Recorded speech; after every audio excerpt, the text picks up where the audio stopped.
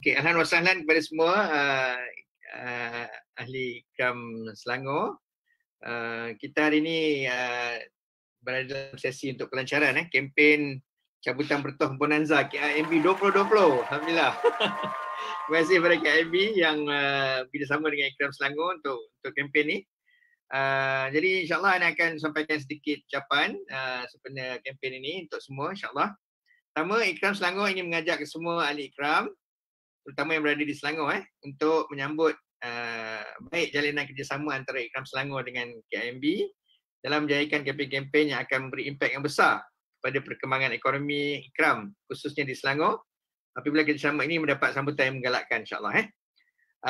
Seterusnya, secara keseluruhannya ada 3 kempen yang dilancarkan secara serentak dan sebenarnya telah bermula daripada 12 Oktober lagi hingga 31 Disember. Kita masih dalam masa kempen ni lah.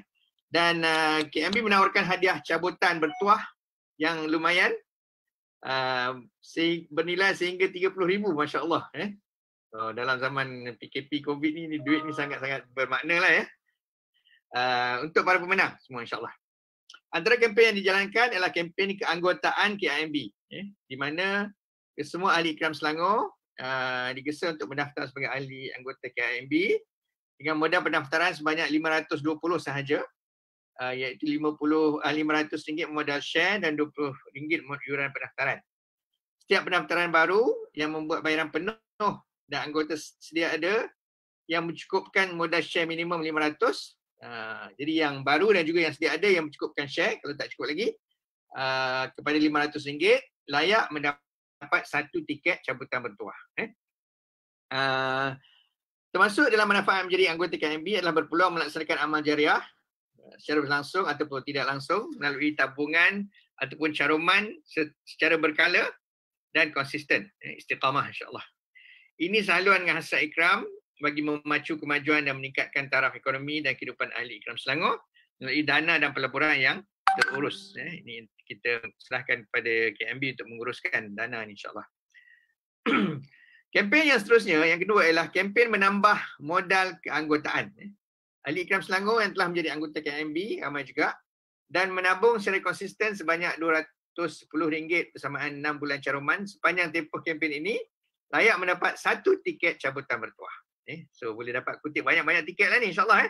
So kita boleh tambahkan peluang untuk dapat apa ni cabutan nanti insyaAllah. Bahkan setiap gandaan berikutnya, setiap RM210 akan mendapat tambahan 1 tiket cabutan bertuah. Okey, baik hatinya KIMB ni insyaAllah. Juga secara mudahnya, lagi banyak anggota mencarum, lagi banyak tiket boleh diperolehi. Dan lagi besar peluang untuk memenangi cabutan bertuah ini insyaAllah. Dengan itu kita mengajak agar sikap menabung ini menjadi satu amalan yang berterusan bagi kita semua. Ini bersesuaian dengan apa yang diwasiatkan oleh Syahid Iman Salbana dalam 10 muasafat itu sendiri untuk kita jadikan amalan menabung ini satu sifat kita insyaAllah. Dalam masa yang sama, KIMB dapat menyalurkan hasil penambahan modal dari anggota ini yang kita sumbangkan ini untuk memberi pembiayaan kepada anggotanya dan yang terdiri daripada ahli Ikram juga. Malahan keuntungan tersebut akan menjadi dana yang disalurkan kembali kepada Ikram Selangor dalam bentuk sumbangan kepada ahlinya yang memerlukan dan aktiviti-aktiviti yang berkaitan. Ini akan disyurahkan insyaAllah. KIMB juga merupakan institusi yang berintegriti tinggi dalam memastikan penambahan modal anggota di KIMB tidak tergugat dan diurus dengan baik insyaAllah. Marilah kita menyambut baik kempen yang dilaksanakan ini. Terakhirnya ada kempen yang ketiga iaitu kempen langganan takaful. Dan ini sangat mudah sebenarnya. Kempen ini bertujuan untuk menggalakkan ke semua ahli Ikram Selangor dan juga orang awam serta semua rakyat Malaysia.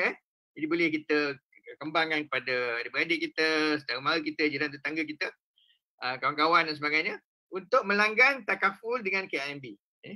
Produk takaful yang ditawarkan di KIMB merangkumi takaful kebakaran, takaful bangunan, takaful kemalangan diri, takaful pembantu rumah, takaful perubatan dan penghospitalan, dan lain-lain jenis takaful, termasuk juga takaful kenderaan. Takaful kenderaan dan kebakaran ini membolehkan semua anggota dan juga bukan anggota KMB yang memperbaharui takaful dan cukai jalan kenderaan dan kebakaran dengan KMB mendapatkan satu tiket jabatan bertuah. Jadi setiap satu yang kita ambil tu, kita dapat satu tiket lagi tambahan. Manakala tambahan 2 tiket jabatan bertuah akan diberikan kepada pelanggan yang memenuhi syarat yang telah ditetapkan oleh KMB. Ini lagi bonus lagi dapat. Alhamdulillah. Dengan itu, Ikram Selangor amat besar hati sekiranya semua ahli Ikram Selangor dapat menjayakan kempen-kempen yang disebutkan tadi, 3 kempen tadi kan, dan menyalurkan keperluan, menyebarkan keperluan atau kebaikannya terutama kempen langganan takaful kenderaan dan kebakaran. Sebab kita semua ada kenderaan kan. Jadi daripada ambil tempat lain, kita ambil yang KMB insyaAllah. Untuk mendapatkan maklumat lanjut berkenaan terma dan syarat kempen, boleh layari laman Sesawang Koperasi Islah Malaysia Berhad atau media sosial KMB dan juga hubungi pegawai KMB di talian seperti akan yang diterterakan insyaAllah. Jadi bagi pihak Ikram Selangor lagi sekali anda mengucapkan jazakumullah khairan kepada pihak KMB untuk kempen ini yang ditujukan pada ahli Ikram Selangor, dan untuk ahli Ikram anda sangat-sangat mengesalah untuk kita sama-sama menjayakan kempen ini dan juga ada peluang untuk kita mendapat jabatan bertuah insya-Allah. Mana tahu rezeki kita di hujung tahun ini. Insya-Allah semoga apa yang kita laksanakan ini semuanya diberkati Allah SWT dan kita mendapat ganjaran yang berlipat naik ganda. Kita bukan hanya menabung tapi kita juga membantu ikhwan-akhwat kita dalam menjalankan perniagaan dan juga usaha-usaha ekonomi yang akan membantu taraf ekonomi dan seterusnya kesejahteraan mereka insya-Allah. Sekian saja. Billahi taufiq wal hidayah. Wassalamualaikum warahmatullahi taala wabarakatuh.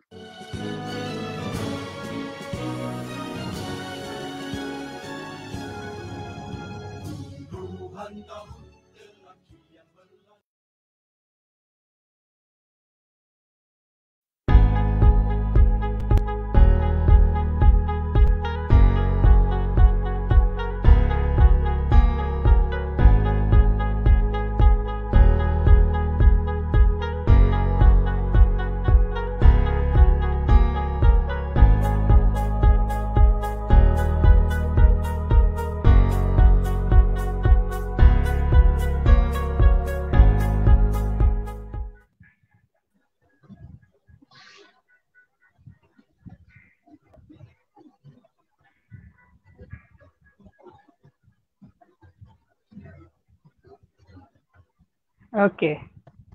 Bismillahirrahmanirrahim. Bismillah. Dengar suara nak? Okey, baik.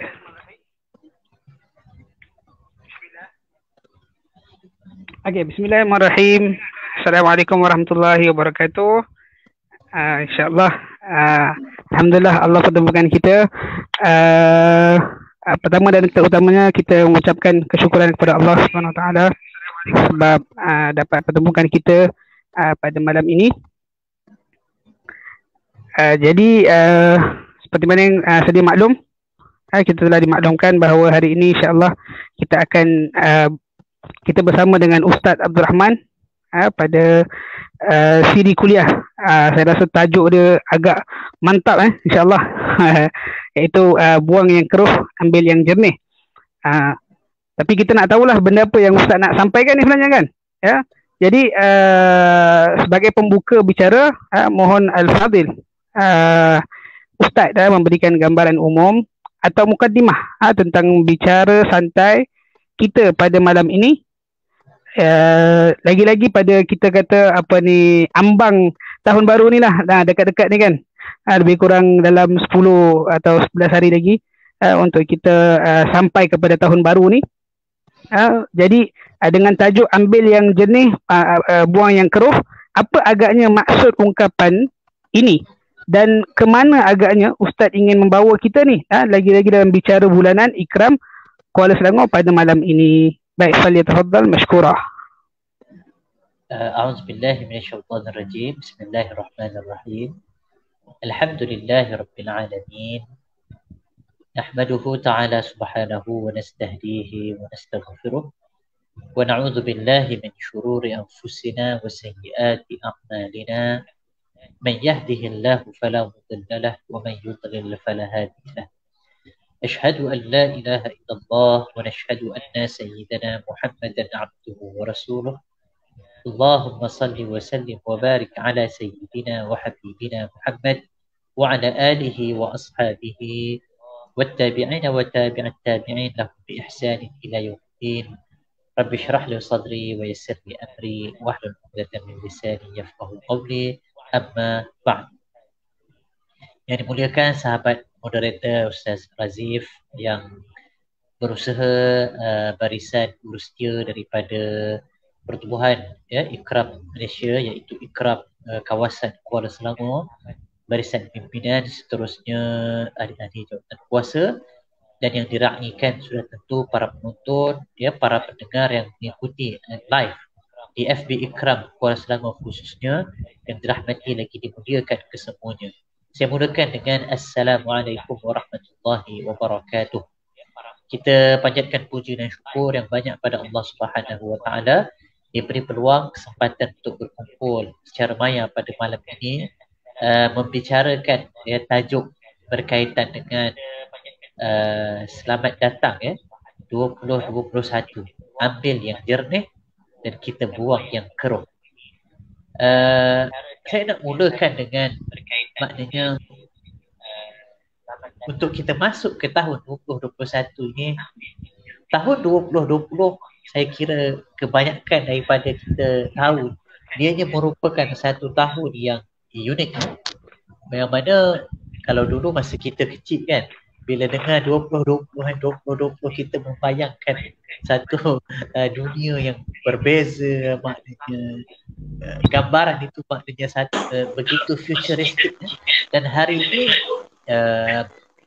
ini kita telah melaluinya, dan subhanallah tahun 2020 ini merupakan satu tahun yang begitu unik dan boleh kita sebut sebagai tahun yang begitu mencabar.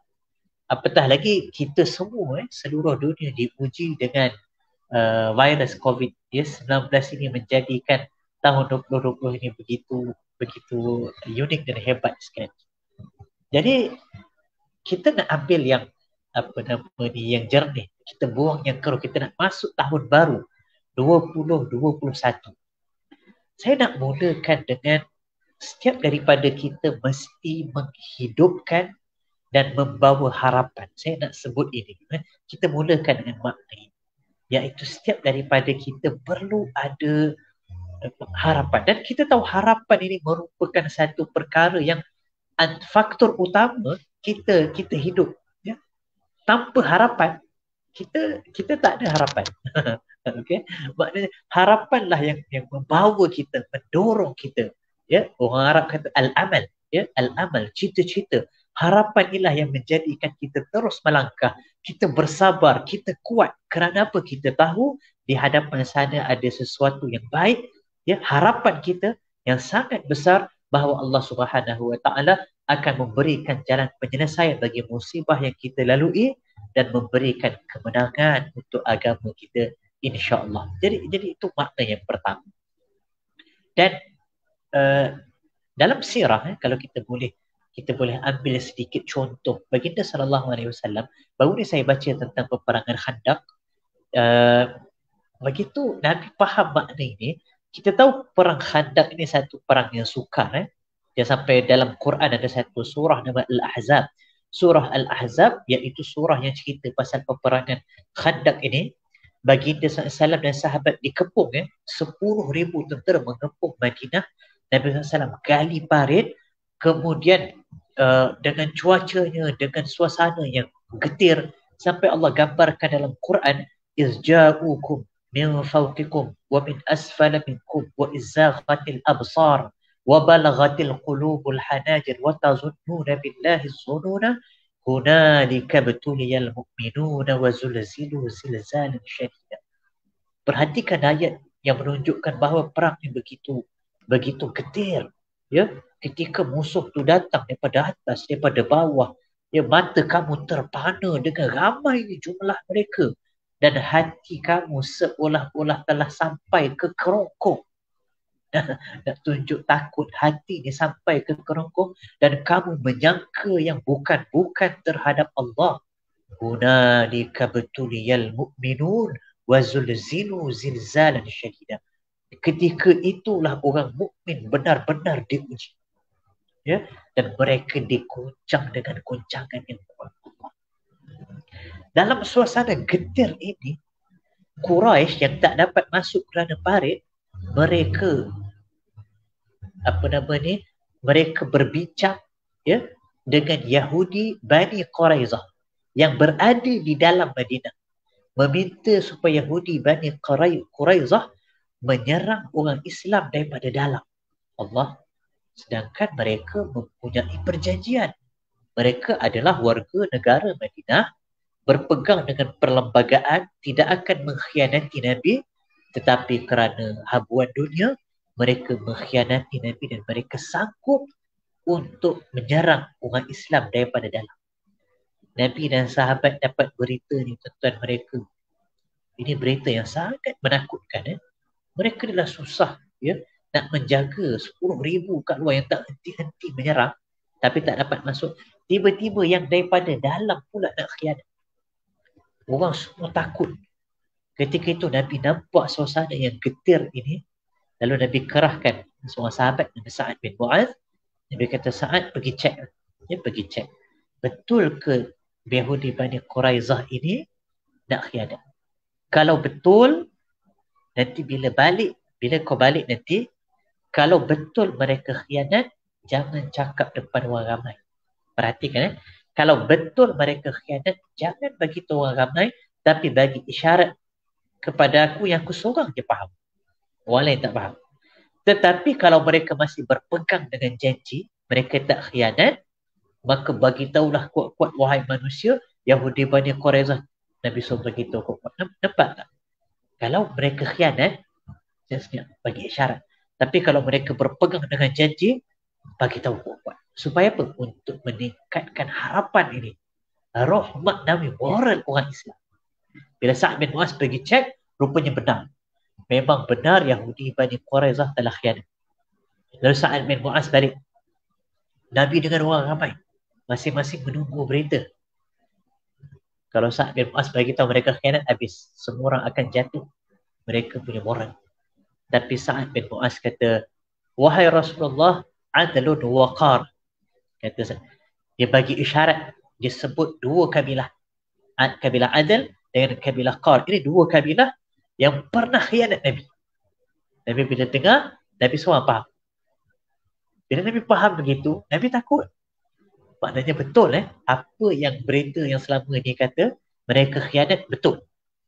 Tapi apa Nabi sebut pada manusia? Nabi kata, ayyuhan nas abshiru binasrillah.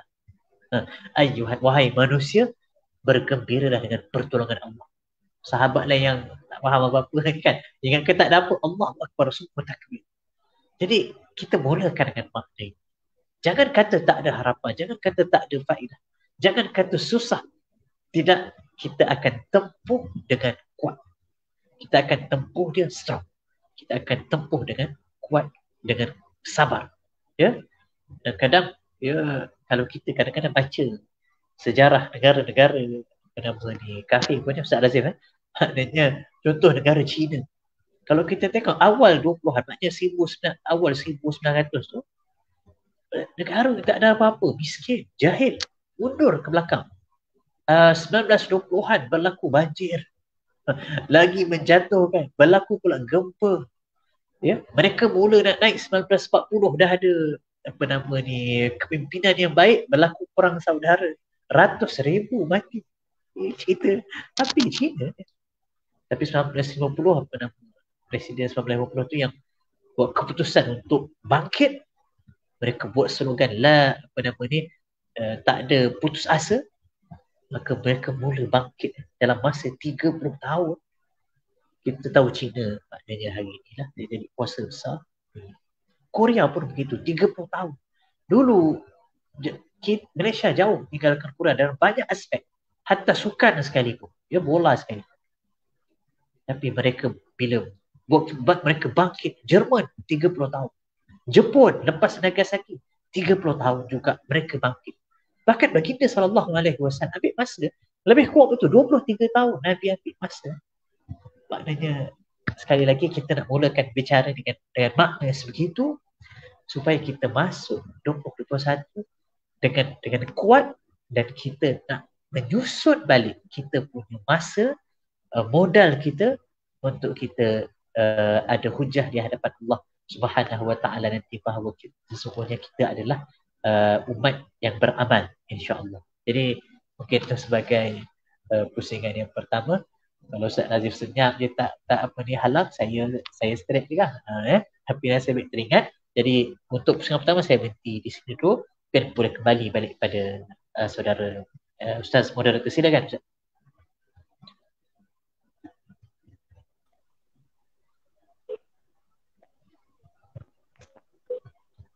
Alhamdulillah. Tadi kita dapat dengar daripada Ustaz berkaitan bila Ustaz ceritakan berkaitan tentang hadis Nabi berkaitan dengan sirah dan sebagainya, dan Ustaz kaitkan juga dengan Korea, China dan sebagainya. So nampak macam Ustaz tengah cenderung membawa kepada membawa kita semua ni ke dalam satu perkara ni, kan? Jadi sebelum saya ingin meminta Ustaz berikan dalil atau pandangan Islam, jadi saya nampak Ustaz cenderung untuk mengatakan isu ni berkaitan dengan masa, kan? Nampaknya macam tu lah, akan berkaitan dengan masa. Jadi saya cenderung untuk Ustaz berikan dahulu apakah amalan yang praktikal yang boleh untuk kita lakukan sebagai kickstart untuk kita mulakan tahun baru kali ini. Jadi kita tak mahu Ustaz bagi pengisian kan, lepas habis program begitu sahaja habis, kan? Tapi kita nak apa orang kata ni, kita ialah seperti mana kita mengetahui yang kita ni orang Islam. Jadi sedangkan kita ni adalah umat yang bekerja atau beramal. Jadi mohon Ustaz bagi tahu, kan? Mohon Ustaz bagi tahu terus apakah yang jernih yang kami kena ambil dan apa sebenarnya yang kita kena buat. Jadi falyatafaddal mashkura Ustaz. Baik, ana faham daripada soalan itu, maknanya kita terus masuk kepada topik yang kita nak bincang. Bila kata ambil yang jernih kan, buang yang teruk, kita nak kena buat apa? Kita nak buat apa? Kita nak mula dengan macam mana? Jadi kalau boleh begini. Betul, saya setuju Ustaz Aziz sebut, maknanya kadang-kadang bila pengisian, kita dengar perkongsian begini, kadang kita bagi macam ceramah macam ini kan. Nanti kan dia habis, cerita habis semangat sekejap habis begitu. Tapi kalau boleh kita nak mulakan dengan apa amalan praktikal yang boleh kita lakukan, kita buat terus, kita mulakan.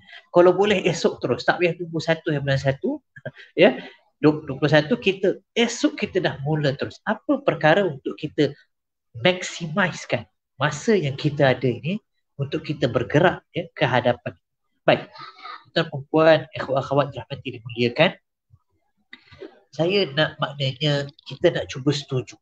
Kita cuba setuju satu perkara, kita jadikan 4 perkara ni, 4 satu amalan praktikal untuk kita jadikan dia kickstart tadi Ustaz dah sebut sebagai tendang mula tendang mula untuk masuk 2021. Baik, 4 perkara. Kalau boleh kita setuju untuk jadikan dia 4 perkara yang betul-betul kita pegang dalam masa 1 minggu. 4 benda. Apa dia 4 benda tu? Pertama, maknanya setiap hari dalam seminggu ni setiap hari 4 benda ni kita jaga setiap hari. Pertama, kerja. Amal. Kalau yang adik-adik, yang muda, belajar. Itu nombor 1, mesti ada. Setiap hari mesti ada peruntukan masa. Kalau yang bekerja, kerja betul-betul.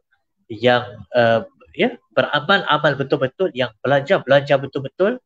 yang suri rumah buat betul-betul tengok anak buat kerja dan sebagainya, itu pertama. Yang kedua, ibadah.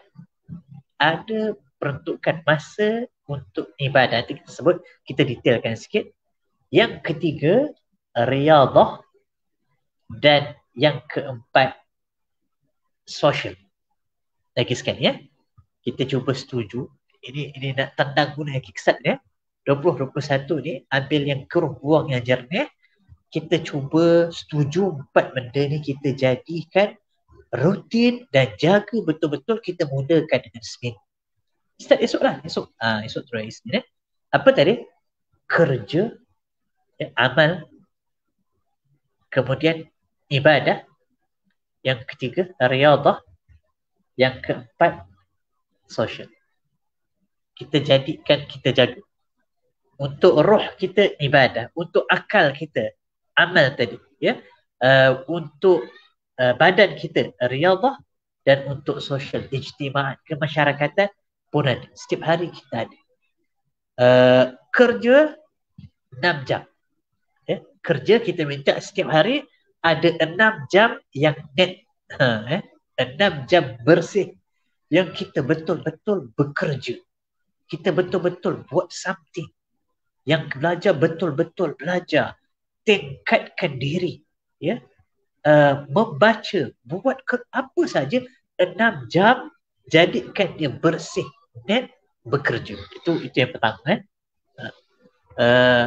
Dan sebenarnya 6 jam ni kalau betul-betul fokus, dia cukup. Dulu sebelum ni, ya, sebelum COVID kan, masa saya kerja tu, saya kerja dengan Arba, ya, sebab travel kan, maknanya waktu office hour mereka memang 6 jam. Dan ni memang saya belajar daripada anak-anak muda Arba. Saya paling tua dekat office dan mereka ni bekerja 6 jam fokus. Office hour 9.45 sampai 3.45. Kita dengar pun pelik. Office hour 9.45 masuk, 3.45 balik. 6 jam. Tapi kita dapat lihat culture yang mereka wujudkan dalam office tu, semua orang bekerja secara fokus. Semua orang bekerja secara maksimum. Ya, ini satu contoh dan saya bangga dengan anak-anak muda kita yang berjaya wujudkan culture ini. Ya, 6 jam yang begitu berfokus. Kita, tuan-tuan, Ustaz ambil daripada mana ni? Wallahualam. Cuba kita bayangkan, kita fikir sekejap. Nabi SAW kerja berapa jam sehari? Nabi SAW nak jadikan satu ummah, ya, bangkit, berjaya dalam, ya, terus kekal selama ribuan tahun.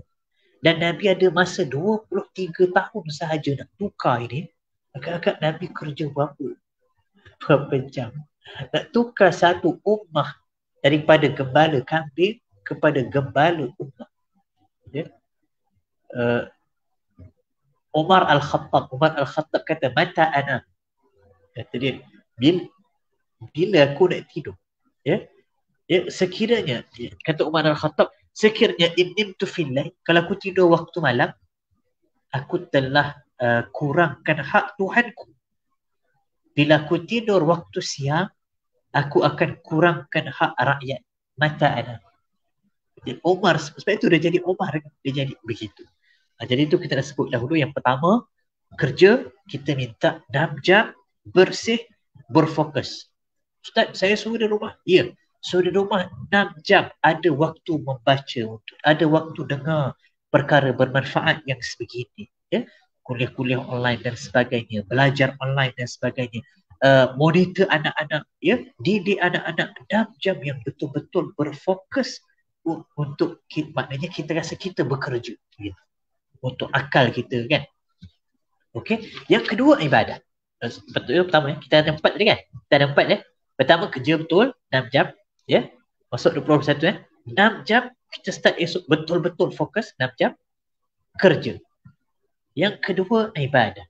Selain ibadah fardu, selain ibadah yang fardu, kita minta untuk mulakan dengan tambah 4 ni, kita kemaskan ni. Semua orang dah buat, tapi kita kemaskan 4 ni. Apa dia?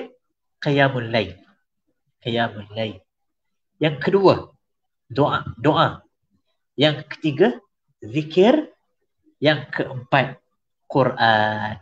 Okey, kita kemaskan balik ibadah ini. Qiyamul lail, kurang-kurang 2 rakaat sekurang-kurangnya. Kita bangun awal sikit, 15 minit sebelum 15 minit sebelum subuh, dapat 2 rakaat. Kemudian dapat witir 1 rakaat. Okeylah. Ada masa doa 5 minit doa, minta pada Allah SWT bagi kita kekuatan. Allah hilangkan musibah ini, kembalikan kita kepada yang asal. Kemudian zikir 5 minit. Baca Quran 1 muka 2 minit je. Semua tu lebih kurang 25 minit. Buat betul-betul kan? Lepas subuh mak surat pula. Dia akan jadi setengah jam yang paling mahal sebenarnya. Setengah jam yang paling mahal. Dan kita ikut sunnah juga. Dan itu sunnah bagi Nabi sallallahu alaihi wasallam. Okey, ulang balik kerja. Berapa jam? 6 jam Ibadah. Kita tambah kemaskan balik tadi. Qiyamul lail kita, zikir, doa dan juga Quran. Yang ketiga, kita sebut riyadhah. Ini untuk badan kita. Ya Allah. Riyadhah. Cuba peruntukkan Kadang nak sebut pun kita pun tak apa nak buat. Tapi sebut juga supaya kita nak mulakan balik riyadhah. 20 ke 30 minit satu hari. Yang mampu. Yang berjalannya, yang buat kerja rumah pun riyadhah. Exercise sikit-sikit. Buat apa nama ni, yoga ke zumba. Apa yang penting riyadhah untuk diri, untuk kesihatan kita, untuk diri kita. Kerana tuan-tuan, Nabi dan sahabat mereka punya fitness. Nabi SAW perang pertama umur berapa? Perang yang pertama 55 perang pertama, diikuti dengan siri peperangan umur 50 lebih, 60 lebih. Lomba lari dengan Aisyah, Nabi boleh menang lagi. Sahabat kata Nabi lam yakun lahu batnun. Nabi tu tak ada apa ni, buncit. Tak ada batnun, tak ada perut. Kalau saya kamera ni sengaja letak atas sikit kalau turun bawah sikit kantoi. Jadi itu dia. Riyadhah kena ada juga. Hidupkan balik makna perkara ni. Dan yang terakhir, yang keempat ialah social. Ijtima'iyat. Social. Mesti ada juga waktu kita duduk dengan isteri yang berkualiti, bincang. Duduk dengan anak-anak, bersama dengan anak-anak. Telefon dengan keluarga, sanak saudara. Setiap hari dia ada WhatsApp, Facebook, media sosial yang bermanfaat kita gunakan untuk interaksi dan sebagainya, muzakarah dan sebagainya. Jadi itu 4 perkara. Imagine kalau kita dapat buat sama-sama ada ni, imagine apa berlaku seminggu kerja 6 jam yang fokus, maksimum. Ibadah, macam mana roh kita lepas roh, qiyam kita, Quran dan sebagainya. Riyadhah, kita akan tengok perubahan pada kesihatan dan juga ijtima'iyat ini, silaturrahim, satu perkara yang sangat besar dalam agama. Bayangkan kalau orang start besok, tuan-tuan saya, wallahualam, kalau esok kita boleh mula secara berjamaah, apa pandangan Allah Subhanahu Wa Taala kepada kita yang mulakan benda ni? Setiap daripada kita seminggu ni, minggu yang produktif untuk mulakan 2021 setelah kita melalui 2020 yang mencabar ini. Apa pandangan Allah Subhanahu? Dan agaknya macam mana kegembiraan, bayangkan kegembiraan Nabi.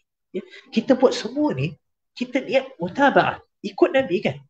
Maknanya kerja bersungguh, ibadah yang betul, riyadhah, kesihatan, silaturahim, social. Ini semua apa yang Nabi dan para sahabat buat. Jadi situ dulu kan.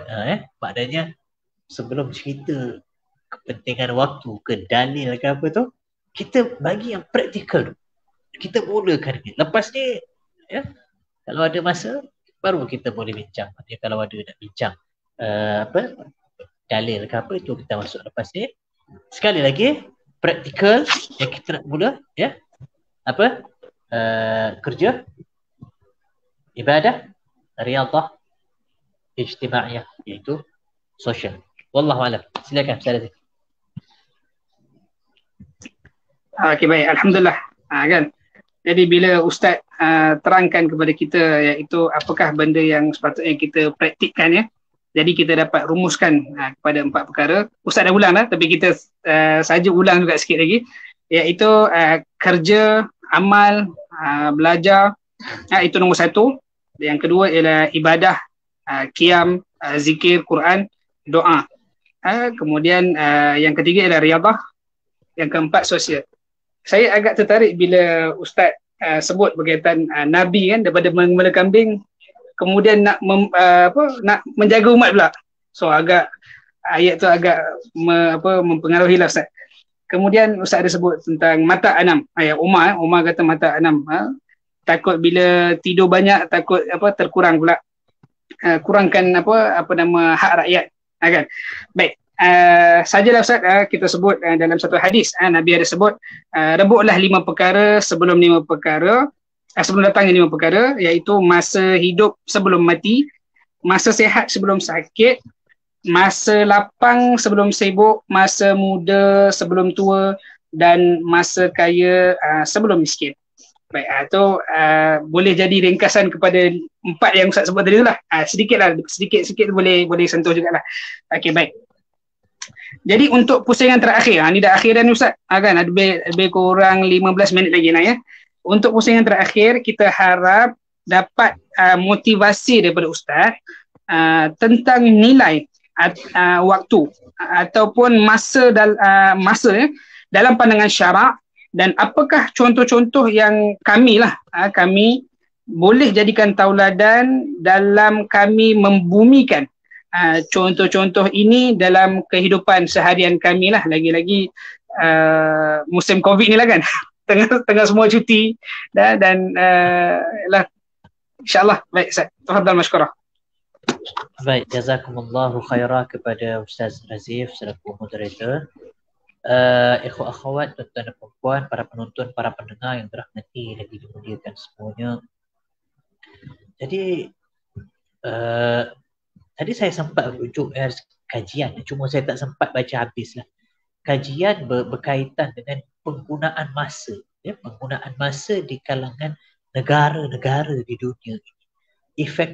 Efficiency effect, macam itulah penggunaan masa. Dan macam biasalah, memang nak kata terkejut pun tak terkejut sangat.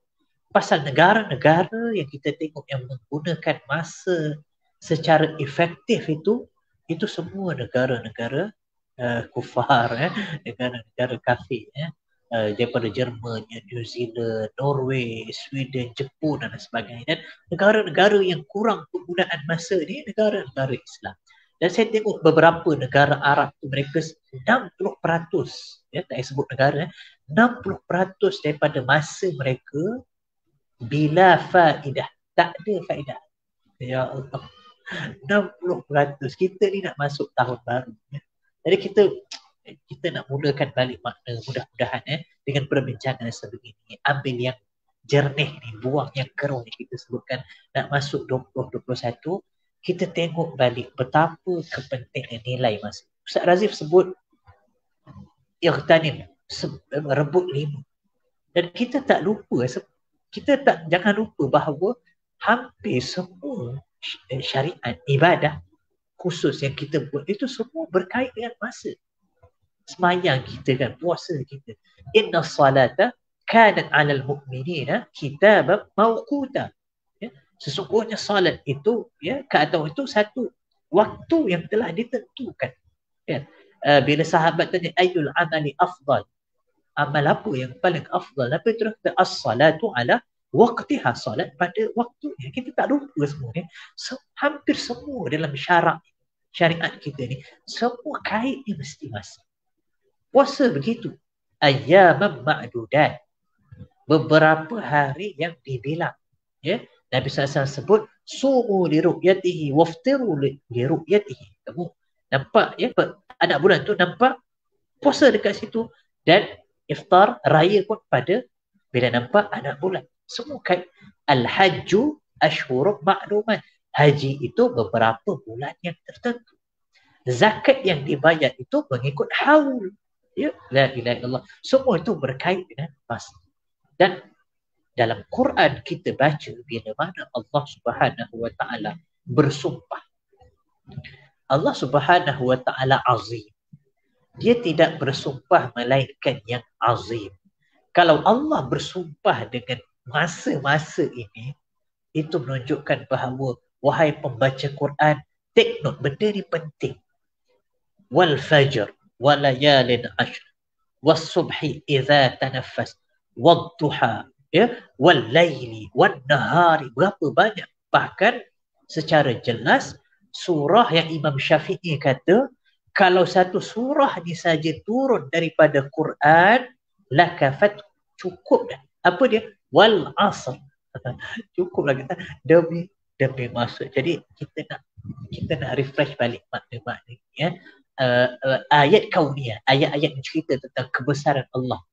Wa ja'alna al-laila wan nahara ayatain. Kami jadikan malam dan siang itu sebagai dua tanda besar. Famahawna ayatal laili wa ja'alna ayatan nahari mubsirah. Allah cerita tentang kebesaran. Untuk apa cerita malam dan siang ni, tanda yang besar ni?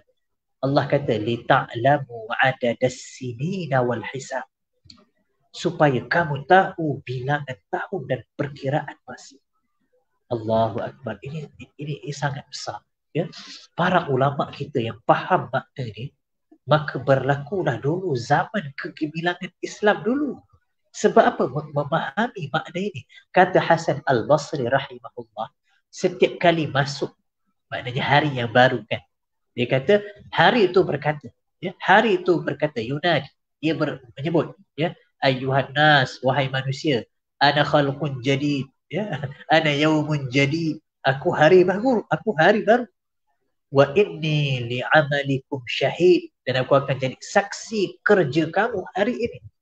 Faghtanimuni, maka ambil betul-betul, ightanim, rebut peluang aku hari ini, kerana aku takkan kembali, kata hari tu, takkan kembali sampai hari kiamat, aku tak akan balik. La ilaha illallah.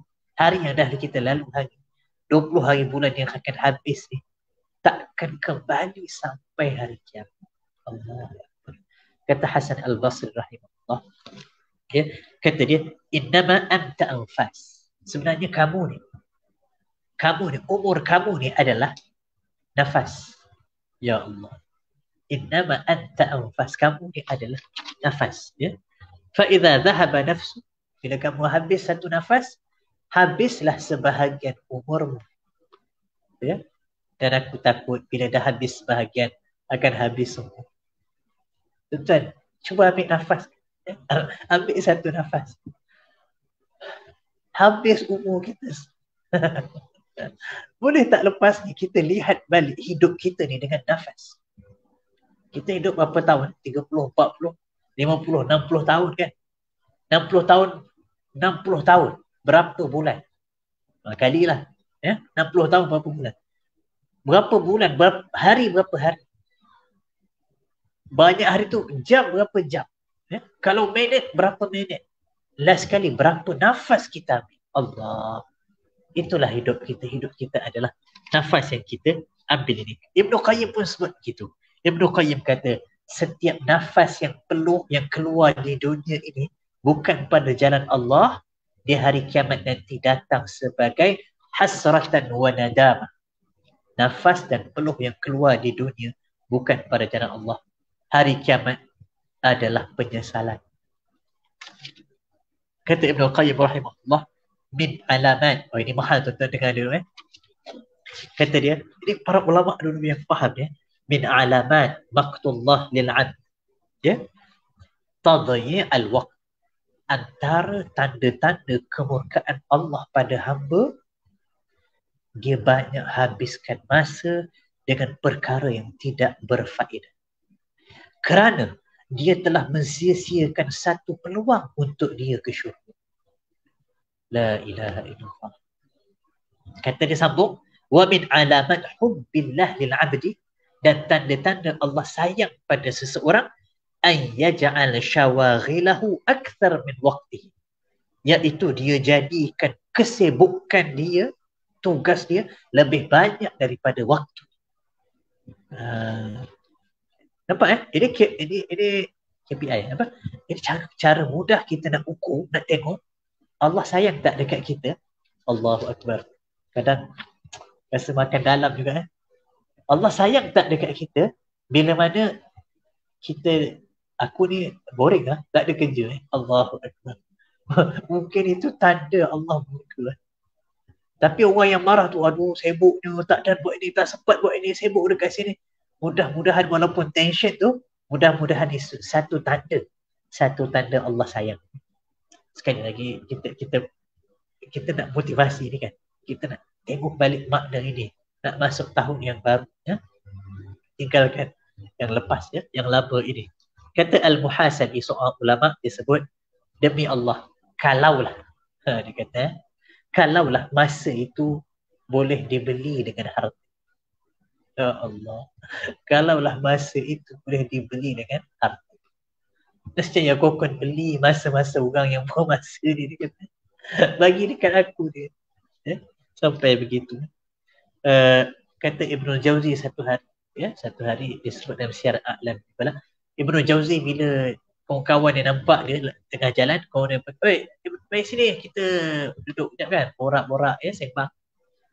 Ibnu Jauzi kata, "Boleh, tapi hentikan matahari dulu." Ya Allah, hentikan matahari untuk aku lepak dengan kamu sekejap. Kalau kamu tak boleh hentikan matahari, maka aku tak ada masa untuk itu. Allahu Akbar. Jadi kalau nak cerita banyak lagi contoh-contoh yang kita boleh sebutkan ni, dan orang-orang sebeginilah kita dapat lihat akhirnya memang Allah berkati masa. Mereka inilah generasi-generasi yang menyelesaikan banyak perkara dalam tempoh masa yang pendek. Semua orang ada 24 jam. Semua orang setahun 12 bulan sama. Tetapi mereka dapat selesaikan satu perkara yang boleh, yang kalau kita mungkin tak mampu, tapi mereka selesaikan tempoh yang begitu singkat. Kenapa? Keberkatan masa Allah berikan kerana usaha mereka tadi. Fahamnya mereka tentang nilai. Usamah bin Zaid, muda lagi, 19 tahun. Usamah bin Zaid 19 tahun. Jadi ketua mengetuai tentera. Mengetuai tentera yang di dalamnya ada Abu Bakar dan Umar. Dan yang suruh, yang lantik tu Nabi sendiri. Nabi kata, wa innahu la khaliqun lahu. Orang dia layak, Nabi kata. 19 tahun. Apa agaknya yang dia dah buat sampai umur yang begitu dapat mengetuai bala tentera yang besar begitu. Dan bila dia balik menang, bukan lawan Arab lawan Rom. Usamah lawan Rom. Bawa tentera lawan negara lain. Perang besar. Balik menang. Lam yaghtanim kama yaghtanam Usamah. Mereka kata, kami tak dapat harta rampasan macam Usamah dapat. Kami tidak dibunuh. Kami tidak ditawan. Bahkan 19 tahun. Itu didikan baginda sallallahu alaihi wasallam. Zaid bin Thabit, mutarjim Nabi. Zaid bin Thabit, umur 12 tahun Nabi suruh belajar baca. Nabi nampak kelebihannya. Umur 12 tahun pergi belajar baca. Umur 14 tahun dah mula translate surat-surat. 14 tahun belajar bahasa Syriani ataupun Ibrani sampai boleh translate bahasa Yahudi. 16 tahun official mutarjim Nabi. Nabi punya translator. Zaid bin Thabit. Umur 18 tahun katib al-wahyi, tulis wahyu. Umur 21 tahun Zaid bin Thabit ditugaskan mengetuai projek Jam'ul Quran, mengumpulkan Quran zaman Abu Bakar. Ya Allah, 11 tahun. Begitu. Ini barakah masih. Sahabat yang kita cerita muda-muda, Sa'ad bin Mu'adh. Sa'ad bin Mu'adh masuk Islam umur 30. Mati, meninggal, wafat umur 37. 7 tahun. Sa'ad bin Mu'adh, cerita yang banyak ni. Ketua Ansar, Sa'ad bin Mu'adh, 7 tahun je tempoh Islam ni. Ya Allah. Tapi bila dia meninggal, Nabi kata ihtazza bimauti Sa'ad arsyur rahman. Bergegar arasy Allah dengan kematian Sa'ad bin Mu'adz. Nabi kata malaikat turun, ribuan, puluh ribu malaikat turun untuk tasyik, untuk bawa jenazah Sa'ad bin Mu'adz. Jadi akhwat, itu mungkin yang boleh kita kongsi sama-sama. Mudah-mudahan memberikan sedikit motivasi. Ambil yang jernih dan buang yang keruh untuk kita masuk tahun baru. Kita tidak berlengah.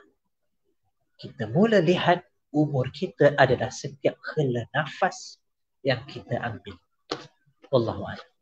Kembali pada Ustaz Fazil.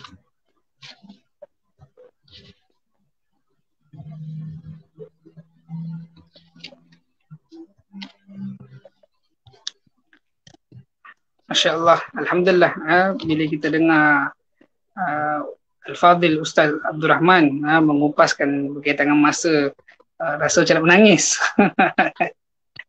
Yalah, masa-masa banyak peluang. Lagi-lagi waktu PKP baru ni kan, dan PKPB dan semualah ya. Jadi apa yang kita dapat simpulkan daripada apa yang Ustaz cakap ni ialah masa tak akan kembali lah. Seperti mana yang Al-Fadhil sebut, masa walaupun baru sesaat tadi atau 2 saat tadi ataupun sejam yang lepas takkan kembali, dia akan berterusan, dan umur kita pun semakin berjalan lah. Dan tertarik dengan satu kata-kata bila Ustaz sebut berkaitan dengan untuk apa ni, untuk kita lah, untuk kita diri sendiri ya. Walaupun masa tu Allah dah bagi dah, dan Allah telah tetapkan bilakah berlakunya kiamat dan semua ni. Tapi bila Ustaz sebut satu perkataan tu agak tersentap sikit. Bila Ustaz kata untuk kita ni masa atau umur akan terhenti dengan nafas kita. Maksudnya sampai bila lah, sampai yang apa kita punya umur tu lah kan, daripada yang kita beria-ia kadang-kadang sambut hari jadi tu kan sampai hari mati kita tu, itulah masa yang telah ditetapkan untuk kita berada dalam dunia inilah. Dan tertarik juga bila Ustaz kata beli masa. Ada seorang ulama yang kata kalaulah masa boleh beli dengan harta ni, aku nak beli daripada orang yang buang masa ni. Masya Allah. Dan Ibn Jauzi ya, bila Ustaz sebut berkaitan dengan apa ni, hentikanlah matahari. Kan matahari, kalau nak sembang-sembang kosong ni, berhentikan matahari, aku boleh sembang kosong, lepas tu hidupkan balik. So ini semua bila Ustaz sebut ni, kita teringat kepada satu hadis Nabi yang mana Nabi kata ni'matan maghbun, yang mana dua nikmat yang sering kita bodoh-bodohkan, ghabi ataupun kita kata tertipu dengan dua nikmat ini, iaitu sihat dan masa lapang. Masa sihat dan masa lapang. Yang ni memang waktu yang selalu kita lalaikan lah. Dan begitu juga Ustaz ada nak sambung sikit ke? Kalau ada, sebab kita ada masa dalam 7 minit something. Kalau ada? Kalau ada mungkin respon ataupun kemuskilan daripada pendengar, mungkin kita boleh buka sedikit lah, mungkin 1-2 kan. 1-2 kalau ada lah. Kalau tak ada mungkin kita boleh buat pada kesimpulannya. Kalau ada mungkin daripada FB kan. Kalau ada, Wallahualam. Kalau tak ada kita masuk, kita boleh simpulkan je lah kalau tak ada soalan. Okay.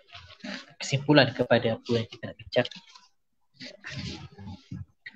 Kalau tak ada, ada buat kesimpulan Ada buat kesimpulan sedikit lah secara ringkas Jadi akhwat-akhwat, para penonton, para pendengar, tuan-tuan dan puan, itu pembincangan kita malam ni.